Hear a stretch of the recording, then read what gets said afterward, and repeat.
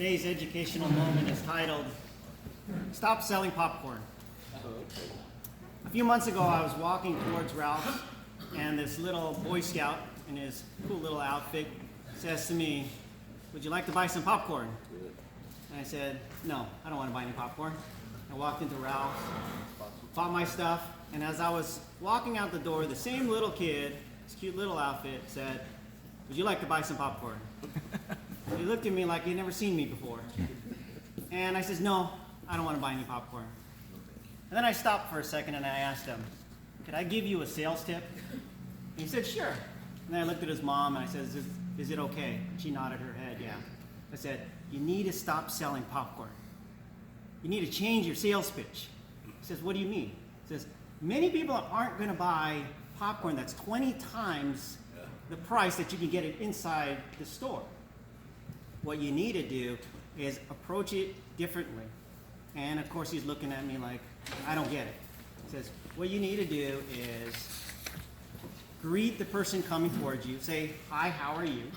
Stick your hand out, look him in the eye and tell him your name, and ask him, 'Would you mind helping me become a better man?' You see, by buying popcorn, you allow me to go to camp, and the camp will teach me the skills so that I could be a better man for society. Would you mind helping me?" Of course. I'm sure that would help you sell more. And I said, "You get it?" He says, "Yeah, I get it." And how do I know this works? Because a friend of mine's son approached me that way, and now I got over 40 bags of popcorn. So what does this have to do with B&I? Sometimes you have to change the way you approach your product or your services.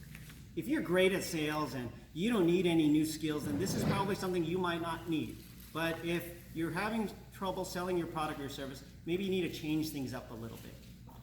When I first started selling my bookkeeping services, I started knocking on doors and said, "Would you like to buy bookkeeping services?" And I got a lot of doors slammed in my face. But I've come to learn by reading lots of books and learning a lot from YouTube that you have to look for pain points that people have. And I realized that people have pain points in fear.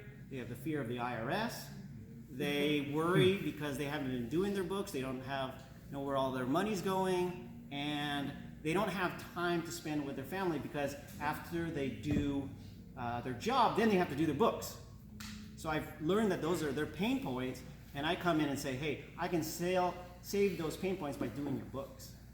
And now I sell more bookkeeping services. So what you need to do is you need to find the pain points that your product can solve and then start talking about those pain points to your customers. Talk about those pain points and talk about how you can solve those pain points for them.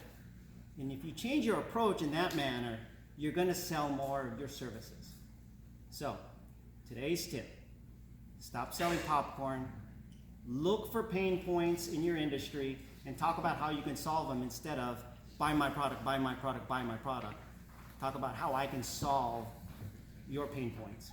And that's today's educational moment. Right on, rock star.